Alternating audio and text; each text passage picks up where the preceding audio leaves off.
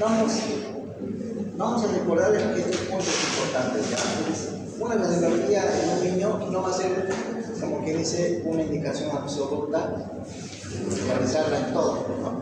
Vamos a pedir si nuestro diagnóstico, por decir, no está bien claro, la clínica no está bien clara, o tal vez se trata de una neumonía recurrente, o estamos pensando en alguna complicación, ¿ya? Entonces ahí vamos a ir, y obviamente solo vamos a pedir también la radiografía a esos pacientes que obviamente se van a estar internando, hospitalizando. Entonces vamos a decir que vamos a estar con una neumonía grave probablemente, ¿no? Ahora, este punto también se recomienda obviar el estudio radiológico en niños pequeños con fiebre sin taquicardia, salvo que otros datos del paciente justifican lo contrario. Punto importante, las radiografías laterales también no se solicitan, como que dice, de forma rutinaria. No, van a ver ustedes que hay en algunas instituciones donde piden, ya, pese a una neumonía, están pidiendo una radiografía B y una radiografía lateral.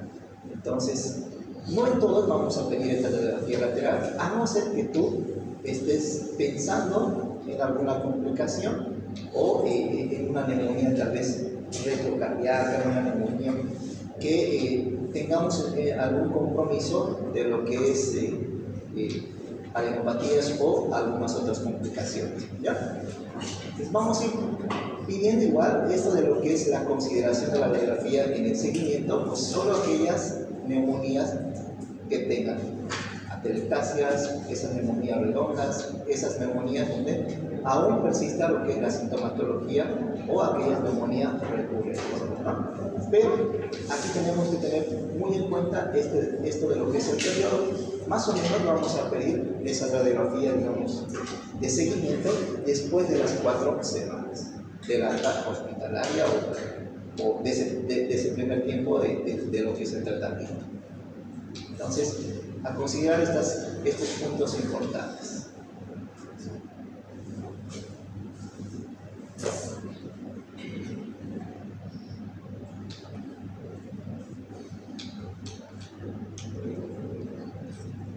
Aquí vamos a ir viendo también algunas características habituales de lo que son lo que vamos a ir pidiendo de acuerdo a la sospecha de lo que son las neumonías típicas, atípicas y las mixtas, ¿no? Bueno, lo mismo que ya hemos hablado, pues alguna complicación. ¿Qué es esto? Es un derrame pleural que prácticamente algunas veces vamos a hacer lo que es esa función y esta secreción pues, se va a mandar a hacer ese estudio bioquímico o citoquímico y vamos a ir detectando y vamos a ir clasificándolos si este es un trasudado o si es un exudado, ¿no?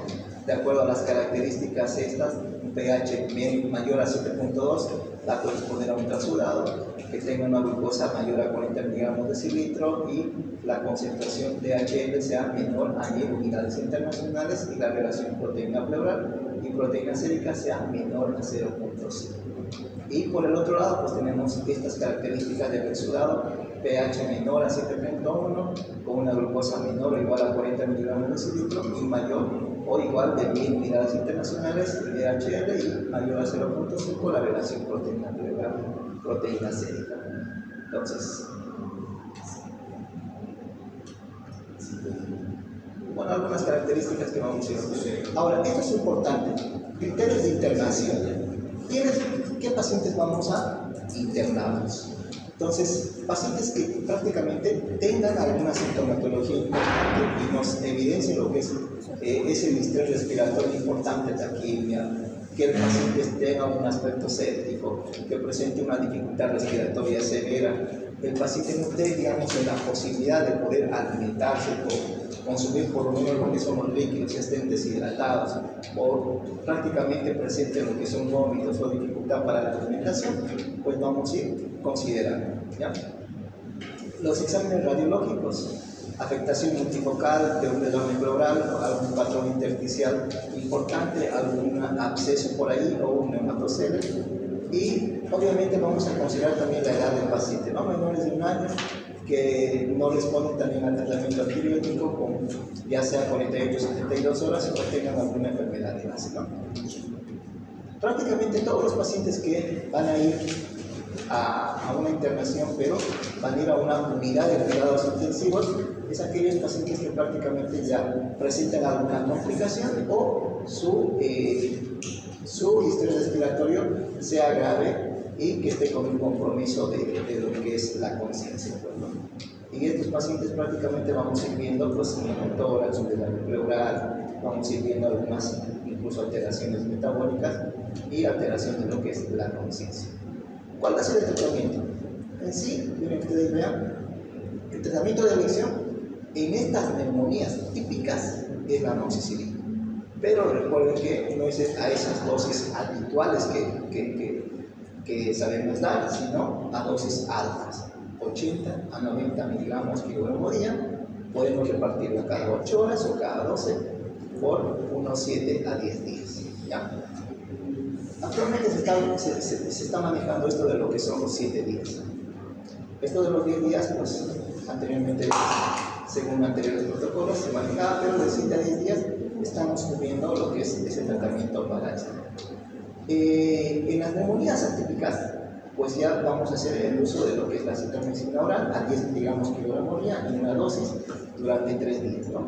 Como alternativas, pues tenemos la eritromicina 50 miligramos kilogramo día cada 6 horas y la claritromicina 15 miligramos kilogramo día cada 12 horas.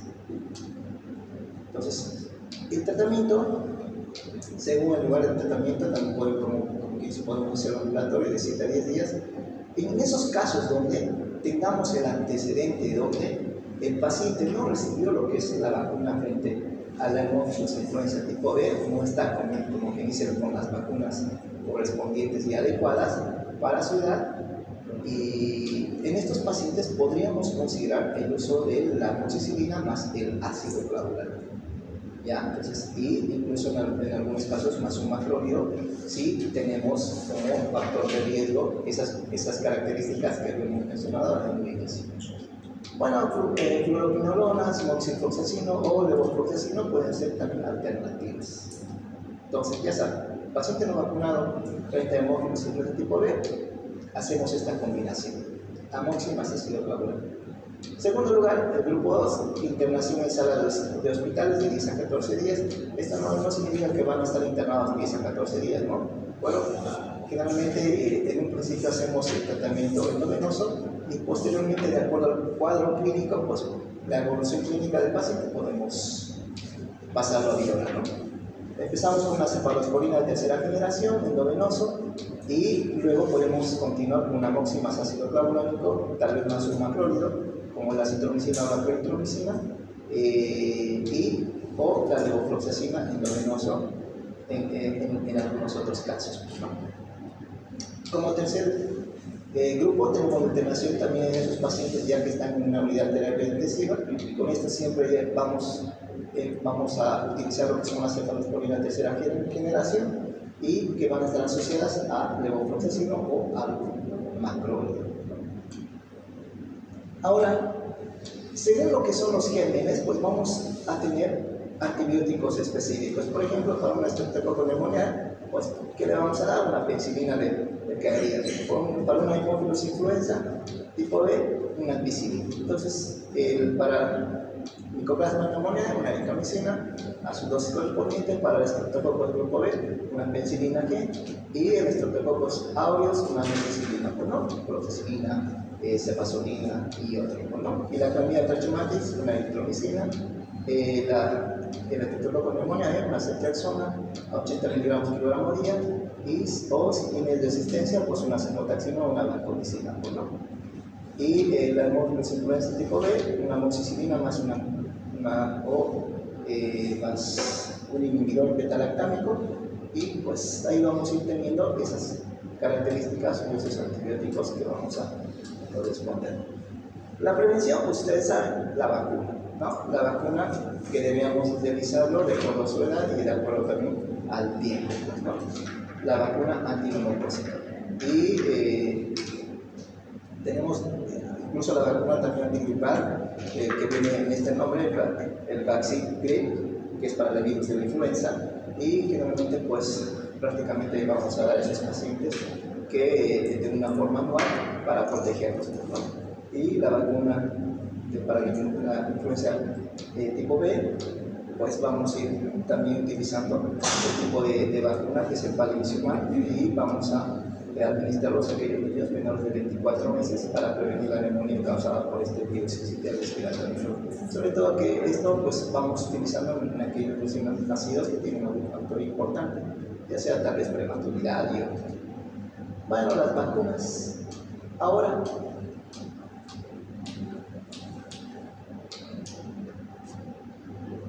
bueno, las complicaciones, pues vamos a tener desde un derrame pleural, pues vamos a tener la formación de lo que son los abscesos pulmonares, tal vez una neumonía necrotizante o un neumatoceles, ¿no? Característicos de lo que son estas imágenes, ¿no? Complicaciones que podríamos ir viendo.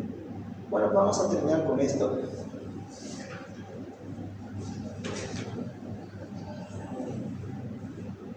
¿Qué tenemos aquí? ¿Qué les parece este cuadro aquí?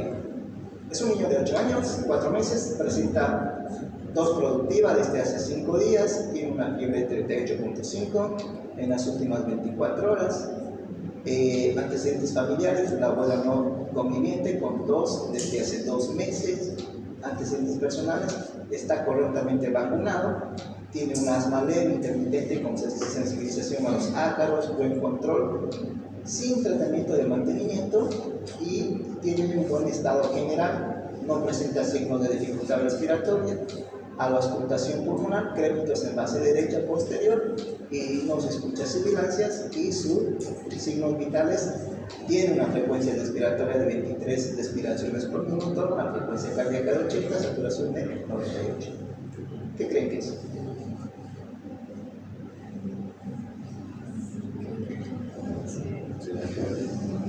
Neumonía, doctor. Obvio, estamos hablando de neumonía, pero ¿qué tipo de neumonía? ¿Bacteriana, una neumonía típica, una neumonía mixta? Ustedes cuando escuchen esto, o cuando vean a la auscultación, escuchen los crépitos, ya imagínense que se va a tratar de una neumonía, ¿ya? Entonces, hasta que no se demuestre lo contrario, va a ser una neumonía. Entonces, aquí vamos a ir viendo también lo que son los signos de dificultad respiratoria. Ahorita los signos vitales de tu paciente están bien, ¿no? Frecuencia respiratoria de 23 para 8 años está bien. Frecuencia cardíaca también para 8 años está bien. Su saturación 98 también está bien, ¿no? Pero, ¿qué nos llama más la atención igual acá? ¿Qué creen? El antecedente familiar de la abuela. La abuela, ¿no? Hace 2 meses, hace mucho tiempo, ¿no? ¿Qué estaríamos pensando? ¿Será una tuberculosis? Hay unos 15 días, puede ser. De aquí, la fiebre, ¿no? 24. Y el antecedente de más de 3 días. Ya. Entonces, a este paciente podría hacerse el diagnóstico con los datos que tiene el paciente. ¿Qué dicen? Inciso 1, no se puede hacer el diagnóstico sin hacer una radiografía. Se debe derivar a urgencias para valorar y hacer pruebas complementarias. El paciente tiene una neumonía porque tiene fiebre y crepitantes vocales, o el paciente tiene una bronquitis de probable etiología. ¿Qué dice? La 3. Eso, de 3. El paciente tiene una neumonía porque tiene fiebre y crepitantes vocales. Entonces, ¿qué vamos a hacer? Ustedes recuerden estos conceptos, pues prácticamente, según la OMS, miren, definimos taquimia, distrés y tos. Para las guías británicas, fiebre, tiraje y taquimia van a estar relacionadas con el proceso neumónico. Para el ITSA del 2011, igual decíamos presencia de signos y síntomas de neumonía. Y para la CEIF del 2011, pues veíamos infecciones del tracto respiratorio inferior menor a 14 días adquirida en la comunidad con tos o dificultad respiratoria, más lo que son los infiltrados pulmonares agudos. Entonces tenemos estos signos. Entonces vamos a ir pensando en lo que es una neumonía. ¿Cómo lo vamos a manejar esto? Entonces, recuerden ustedes, el diagnóstico es fundamentalmente clínico. Entonces, si yo voy a sospechar una neumonía, como ustedes van a estar en su centro de salud, van a hacer esta atención primaria. Entonces, ¿qué tienen que hacer? Básicamente, historia clínica, vamos a ir buscando también antecedentes de vacunación, vamos a ir buscando antecedentes personales, antecedentes familiares, etc., ¿no? Y vamos a hacer la exploración física, y esto es importante actualmente también, es como un punto parámetro que lo van involucrando lo que es la oxigenoterapia o la medición de la saturación de oxígeno. Entonces, le pedimos radiografía, no hay de rutina, ¿no? Ya sabemos a quiénes vamos a pedir una radiografía. Entonces aquí vamos a considerar una neumonía, pues vamos a considerar una neumonía bacteriana en aquellos niños de cualquier edad ante la persistencia de fiebre, ¿no? O recurrente mayor a 38.5 grados y cuando tengamos signos de dificultad respiratoria o la frecuencia respiratoria esté más de lo normal, ¿no? Que estemos ante lo que es un proceso de una taquimia. Si el estado general tiene fiebre, tiene signos de dificultad respiratoria, sobre todo lo que es la taquimia y la auscultación patológica ya es, escuchas estertores crepitantes, entonces ya prácticamente vas a estar haciendo tu diagnóstico de neumonía. Entonces aquí, ¿qué vas a hacer? Vas a tener que valorar si el paciente puedes mandarlo a casa con el tratamiento o debes internar, ¿no? Entonces, si decimos que este paciente que haga su tratamiento ambulatorio, lo mandamos a casa, pero lo vamos a mandar con un tratamiento, como estamos pensando que es una neumonía bacteriana, que le van a dar, antibiótico, le van a dar amoxicilina. ¿A cuánto? A 80-90 miligramos kilogramo de... Exacto. Entonces, y vamos a explicar lo que son las medidas generales, ¿no? Para que pueda regresar. Pero si este paciente tiene criterios para la internación, pues obviamente en estos pacientes probablemente podamos pedir una radiografía, ¿no? Solo en aquellos pacientes que van a estar ingresando para poder valorarlas. Entonces vamos a medir la saturación de oxígeno, vamos a pedir tales pruebas de laboratorio y algunas pruebas microbiológicas. ¿No? Tratamiento antibiótico, si lo estás ingresando para hospitalizar, pues va a ser un tratamiento endovenoso, ¿no? Ahora, ¿qué síntomas o signos están más relacionados con la presencia de una neumonía adquirida en la comunidad?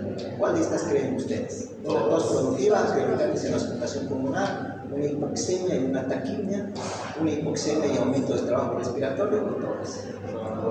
Recuerden lo que son las guías. En las guías hay dos puntos importantes que van a hacer que vayas a sospechar de una neumonía. ¿Crépitos?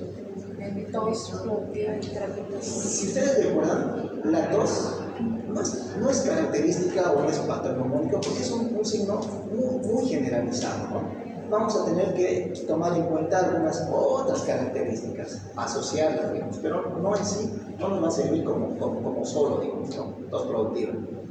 Crepitantes en la auscultación pulmonar, ¿qué es? Recuerden, la hipoxemia y el aumento del trabajo respiratorio actualmente está asociado a una afectación pulmonar. Ustedes mismos lo han visto en la vida de esto, de lo que es el COVID, ¿no? Pues, ustedes les decía, ¿qué hacían ustedes con un paciente con diagnóstico de COVID?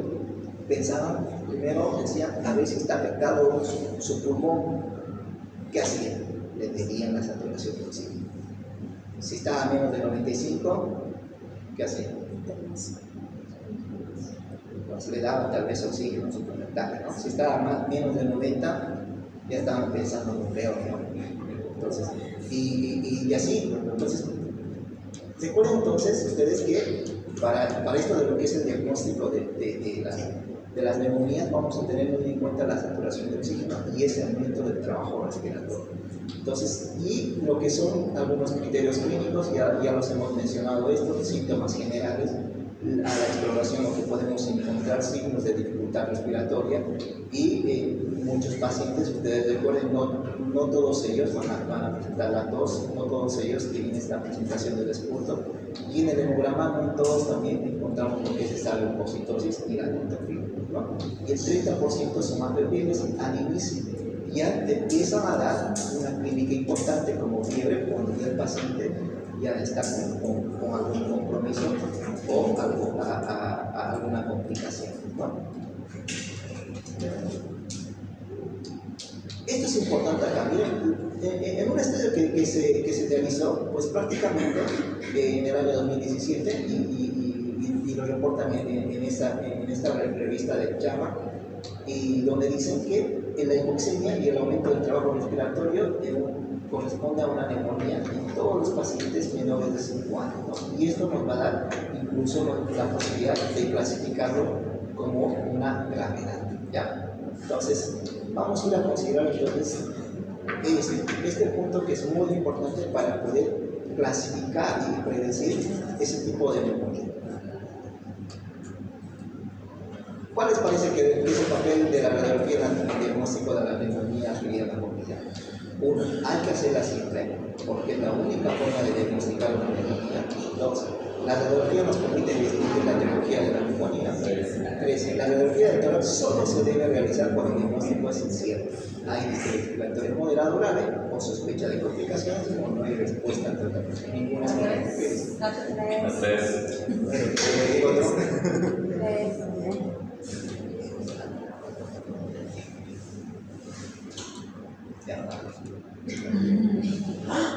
No, ¿por qué? A ver, ¿qué dicen? ¿Por qué dicen que no? O está mal la respuesta. Van a ver ustedes. Miren, son radiológicos necesarios para diagnosticar una NAC. La radiografía en realidad no va a depender del observador. Ustedes van a ver. Algunos van a ver tal vez, van a decir, yo veo esto, o algunos van a decir, no, yo veo otra cosa. O sea, entonces vamos a depender del observador, ¿ya? Entonces, incluso en una radiografía no podemos llegar a distinguir si es de causa vírica, si es bacteriana, si es una típica, si es atípica. No vamos a poder predecir ni tampoco lo que es el curso clínico de una simple radiografía, ¿no? Entonces, básicamente, nosotros vamos a tener, como que dice, una radiografía va a depender de quién lo va a leer o quién lo va a observar, ¿no? Entonces, los infiltrados intersticiales, sí, miren, aquí vamos a tener algunas características tal vez principales o relevantes que tal vez nos van a hacer pensar en una vírica o tal vez en una bacteria. Las neumonías víricas y bacterianas pues pueden tener infiltrados intersticiales, pero es más del predominio de las neumonías virales, ¿no? Pero no tenemos en sí alguna característica específica. Los infiltrados alveolares, la infección bacteriana es altamente probable. Entonces, cuando veamos también a una afectación alveolar, probablemente vamos a pensar en una bacteria. Entonces, en realidad, una radiografía no va a ser, digamos, exacta o precisa, y recuerden ustedes que vamos a hacer una radiografía a estos pacientes. Entonces, cuando el diagnóstico sea incierto, cuando la historia clínica o el examen físico sean inconsistentes, o cuando el lactante, los lactantes febriles sean poco infeccioso o con alguna linfocitos, ¿no? Y descartar otras causas de dificultad respiratoria, como algún cuerpo extraño, un motor, enfermedad pleural o cardíaca, y un distrés respiratorio claro, ¿no? Complicaciones también, empezando por pierna y no responde al tratamiento. Entonces, son puntos importantes que debemos considerar para hacer el diagnóstico o el uso de lo que es la radiografía. ¿Qué vamos a hacer con este paciente? Entonces, ¿qué le damos? ¿Este es el del niño de 8 años? ¿Sí?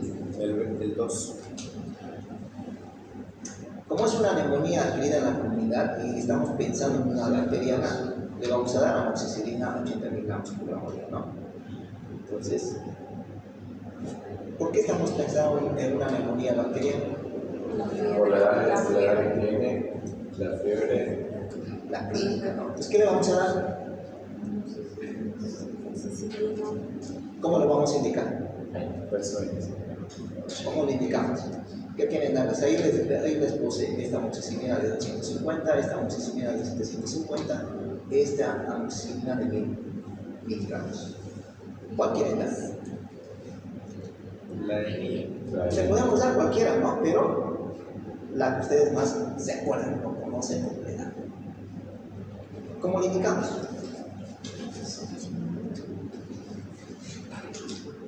5.2, 5.4 ml cada 12 horas. ¿De cuál? De la dúo. Ya. Entonces, ¿qué vas a poner aquí? Le vas a poner amoxicilina, 1000 miligramos, 5 ml. le pone suspensión y da, 5.4. ¿cuánto? 5.4 ml. Ya, entonces, estas son las dosis, ¿no? O el tratamiento que vamos a hacer. Las típicas, estamos pensando en esto. Le vamos a dar una amoxicilina 80 miligramos kilogramo día. ¿En cuántas dosis le estás repartiendo? 2 dosis. En 2 dosis. Podemos dar en 2 o en 3 dosis, de acuerdo a lo que vayamos a utilizar. ¿Durante cuánto tiempo? 5 o 7 días. Esto es importante igual, colocar cuántos días le vamos a poner o le vamos a dar. Entonces, lo que su compañero hizo es básicamente amoxicilina, aquí escribimos el que le vamos a dar 1000 miligramos en 5 ml, la suspensión es esto, y le vamos a dar 5.4 ml vía oral cada 12 horas por 7 días. Entonces, los otros hasta tú podrías devolverle 5.5, pero aquí lo puse para que ustedes sepan y vean que es lo que saben, ¿no? Y no nos vayamos a confundir. ¿Alguien quiere, como que dice, quién no vino a la anterior clase? Levante la mano, ¿quién no vino a la anterior clase? Ah, todos vinieron. Entonces ya saben, no vamos a pasar eso. Entonces, Repasemos. ¿cómo habíamos sacado esto? Yo les dije que nos vamos a acordar. Primero nos vamos a acordar de lo que es la dosis, ¿verdad? Nos vamos a acordar de lo que es la dosis que le vamos a dar. Y vamos a multiplicar por su peso, ¿no? Y vamos a multiplicar por una constante que generalmente es 5, porque la mayoría de los jarabes van a venir en 5 ml, miren, en 5 ml y en 5 ml. Entonces, por eso es que vamos a multiplicar eso. Y vamos a dividir en qué dijimos? En la presentación. Entonces, vamos a dividir en la presentación. La presentación, por ejemplo, mira, este viene de 250, este viene de 750 y este viene de 1000. Entonces, la presentación. Y luego, como dice aquí, que es día, ¿qué vamos a hacer? Dijimos, vamos a dividir este resultado total en las veces que le vamos a dar. Si le damos entre 2 o cada 12, vamos a dividir entre 2. Si le damos cada 8, pues vamos a dividir entre 3, ¿no? Y de acuerdo a lo que nos salga. Entonces, ahí está. Recuerden ustedes que debemos sí o sí colocar en la presentación que le estamos indicando o que hemos calculado. Por ejemplo, si alguno quiere darle, por decir, este de 250, ¿cuánto le tocaría? Va a ser mucho, ¿no? Pero a ver cuánto le tocaría. 250. Porque es 4 veces menos que el otro. Los 20 ml. 20.2. ¿Ya sacaste 20.2? 21.6. Entonces, imagínense esta cantidad de darle en esta presentación y darle esa cantidad de medicamento, digamos, cada 12 horas o cada 8, ¿cómo vamos a calcular? ¿Cada 12 o cada 8? Cada 12. Aunque podrían darle cada 8, ¿no? Para que sea un poquito menos, ¿no? Bueno. Pero no da, no es mucho. Entonces, por eso es que también vamos a ir viendo y debemos, como que aprender estas presentaciones, ¿no?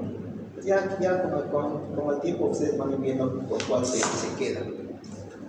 Bueno, ahora, dice, en caso, dice, supuestamente aquí dice correcta vacunación, por eso nos hemos ido a la amoxicilina, pero después te dice el familiar, no, que se ha equivocado, que no está vacunado el paciente. ¿Qué hacemos con este paciente? ¿Qué más se los daños? Le vamos a dar otro antibiótico, ya no solo amoxicilina, ¿no? ¿Qué le damos? Azithromicina. No, todavía Se combinan. tenemos todavía opción para dar amoxicilina más ácido clavulano. Entonces es nuestra alternativa. Cuando tengamos, incluso cuando no veamos, digamos, una mejoría a las 24, 48 horas con esto, podemos cambiar a un monóxido más ácido clavulano. O, como en este caso, que dice que no fue vacunado frente a lo que es el hemófilos influenza tipo B, o sea, no recibió su vacuna respectiva, pues podemos dar uso a esto. ¿Cuánto le damos? Esta viene en 400 miligramos en 57 miligramos en 5 meses, o viene en forte, cuando dicen forte, pues viene ya de 800 miligramos de amoxicilina y ácido clavulónico de 117 miligramos. ¿Cuánto le damos? Se viene de Forta. Ya, ¿cuánto le das? 6.75. ¿Qué dicen los del fondo? ¿Qué dicen ahí? ¿Qué dicen? Cada 2 horas. Sí, está bien, sí, ¿Estamos? ¿Los del fondo? Sí. ¿Seguros? Sí. Podemos volver a repetir.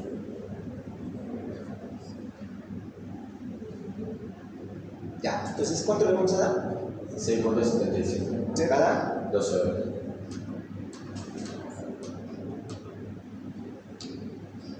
amoxicilina más ácido clavulánico. Este le vamos a dar 800 miligramos, 77 miligramos. Bueno, 5 ml por suspensión. ¿Dar cuánto? 6.7 creo que sale. 6.6 creo que sale, ¿no? 6.75. 6.7 ml bioral cada 12 horas por 7 días. Incluso esto podría haberlo redondeado a 7, pero para que ustedes se den cuenta que podemos dar. Si ustedes se dan cuenta, podemos manejar entre 80 y 90 miligramos que decía, ¿no? Entonces, cuando nos vamos al valor mínimo, entonces nos da esa posibilidad de poder redondear, ¿ya? Y no nos vamos a pasar, desde luego que no nos vamos a pasar de las veces que máximo que tenemos que dar. Pero nos quedamos así, dar 6.7 ml bioral cada 2 horas por 7 días. ¿Listo? Espero que esté. Bueno, aquí tal vez una forma de poder recordar, miren, casi todas las sociedades correspondientes pues dicen que el tratamiento pues es la amoxicilina, ¿no? La Sociedad Británica de Tórax, la Sociedad Americana de Enfermedades Infecciosas, el consenso de CEIR, pues dicen que la amoxicilina pues aún es como que dice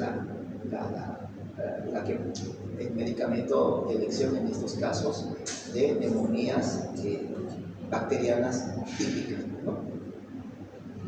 Bueno, ante una alta sospecha de una neumonía atípica, pues aquí vamos a utilizar lo que son los monoclónicos. Pero ¿cuándo vamos a pensar en una neumonía atípica? Cuando exista tal vez una falta de respuesta a las 38, 72 horas, o cuando nuestra NAC sea grave y estemos dando ya tratamiento combinado y exista también una alta resistencia a las estreptococos de pneumoniae macroclónicos, ¿no? Y aumento de resistencia de Mycoplasma pneumoniae macroclónicos. Entonces vamos a ir pensando prácticamente en estos casos. ¿Qué le vamos a hacer? El tratamiento antibiótico empírico de las NAC, esto según la Academia Americana de Pediatría, mayores de 5 años, igual, miren, podemos utilizar pues, este medicamento, ¿no? La NAC típica, amoxicilina de 80, incluso hasta 100 miligramos según esta normativa, ¿no? Kilogramo día, 3 dosis y ya luego podemos pasar en las atípicas a una claritromicina y una acitromicina. Pero en las atípicas la elección es esta, la acitromicina. Entonces vamos a ir viendo. Y si volvemos a analizar nuestro caso y decimos que este paciente puede hacernos una neumonía, como que dice, atípica, por los mismos antecedentes o tal vez por el mismo cuadro o por indicación.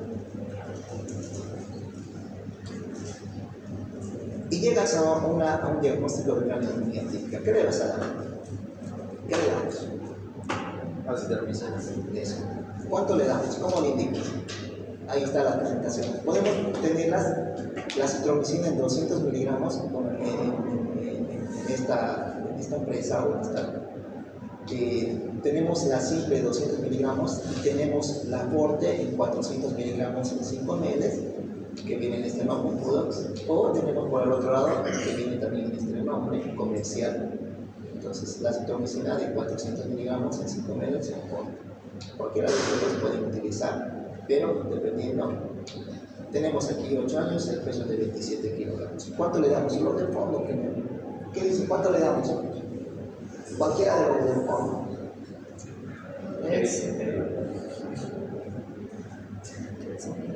¿Cuánto le damos?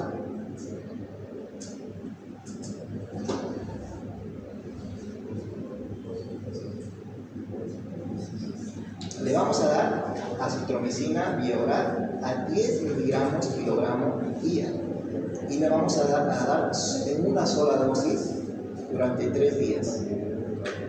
Y tenemos aquí, ya si quieres, para que te salga algo más fácil, la verdad es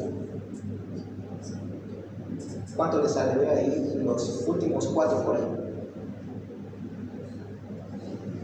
¿Cuánto le damos?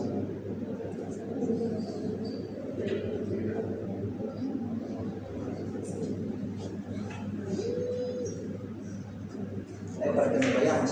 Me digan que su línea.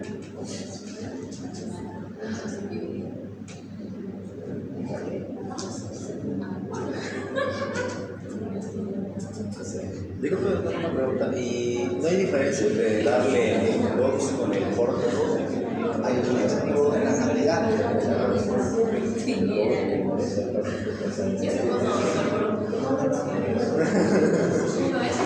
¿Cuánto le damos? Carla. 3.37, dice, ¿de cuál? ¿De esta o de esta? Comemos una vez al día en el bebé y le sale bien. Falta de ¿Cuánto dijiste? Ya, vamos a hacer. hay que dividir. Entonces, 10.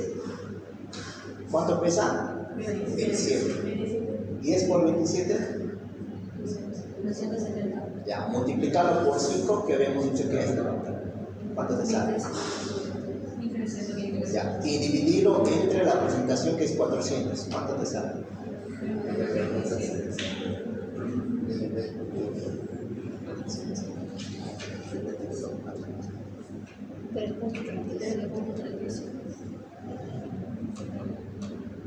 Pero tenés que dividir entre dos.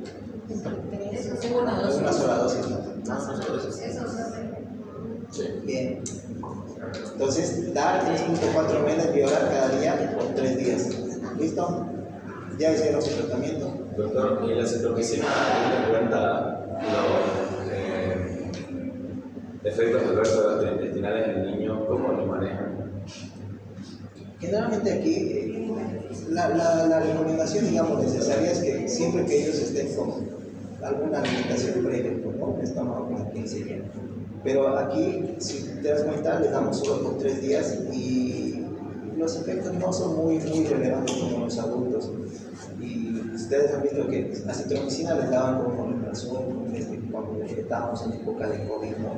Entonces, pero aquí generalmente no llegamos a cubrir con algún protector gástrico. Pero si tú ves que tu paciente necesita, pues puedes dar. Pero generalmente no necesita.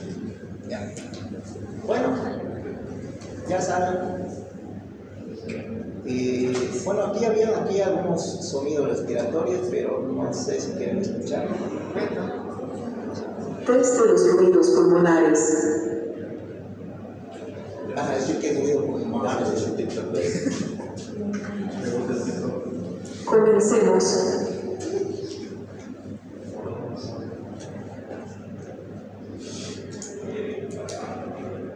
¿Cómo se llama este ruido pulmonar?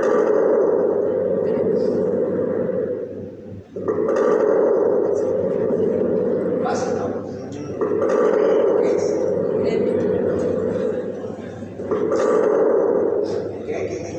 ¿Qué dijo? No me lo dice el teléfono. Comencemos.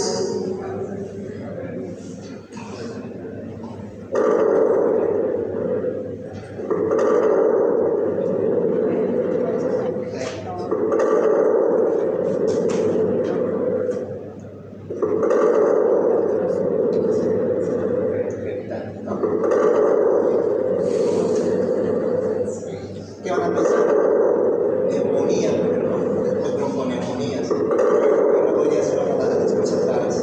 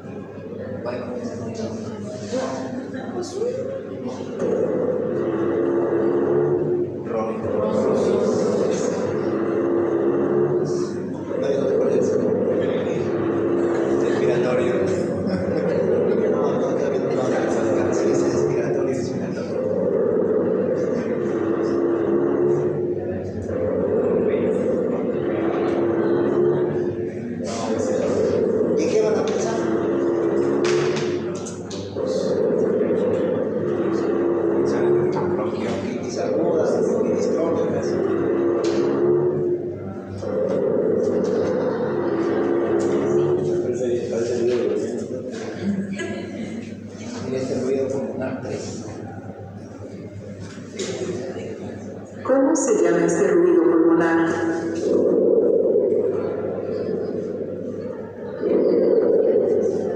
¿Qué se llama? ¿Qué? ¿Es normal o es patológico? Normal. ¿Qué se llama?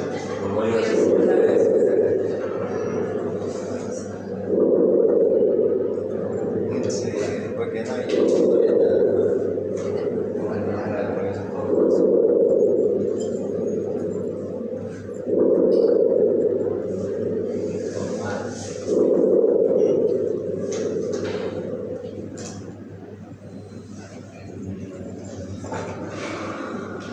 ¿Cómo se llama este ruido pulmonar?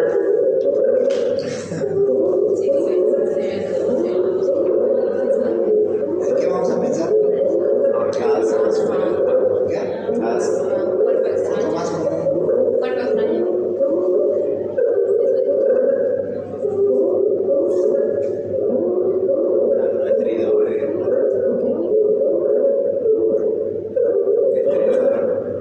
Cuerpo extraño.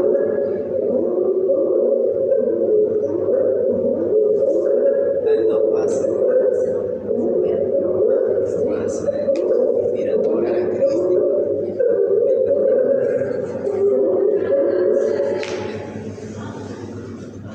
Sí.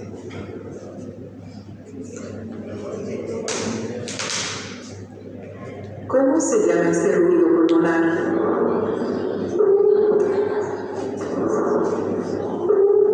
Si ustedes quieren escuchar, ¿es una inspiración o una inspiración? Respiración. El otro era, no sé, al último recién inspiración. ¿Qué dice? Sí, Significa, ¿qué va a ser? ah, ¿Eh?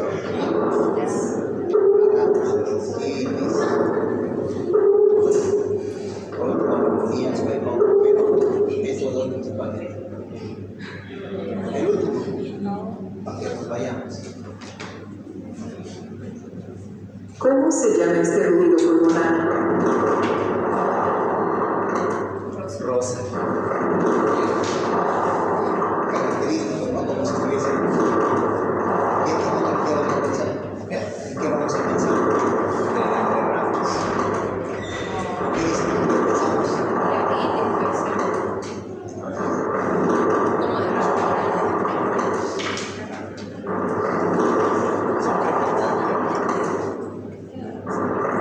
Pero nosotros escuchamos en algunos que decimos que escuchamos este sonido. Hasta uno de los entrevistas dijo, una neumonía. Pero son sonidos súper irritantes, ¿no? ¿Y por qué te salió? ¿Cómo se llama este ruido pulmonar?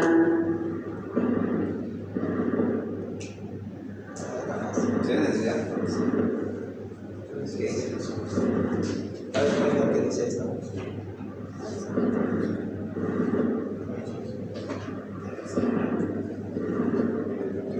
¿Qué dice? ¿Qué dice? Así no sonaba el bebé. ahí sí, lo mismo Lo que dice acá, de las minerales. ¿Cuál es tu puntuación? Preguntas. 6 de 7. Las preguntas, bueno, nos vemos la próxima clase y suerte con sus. ¿Cuándo dan su examen laboratorio? La otra de las próximas semanas. De la semana que viene, la siguiente. Suerte. Gracias, doctor.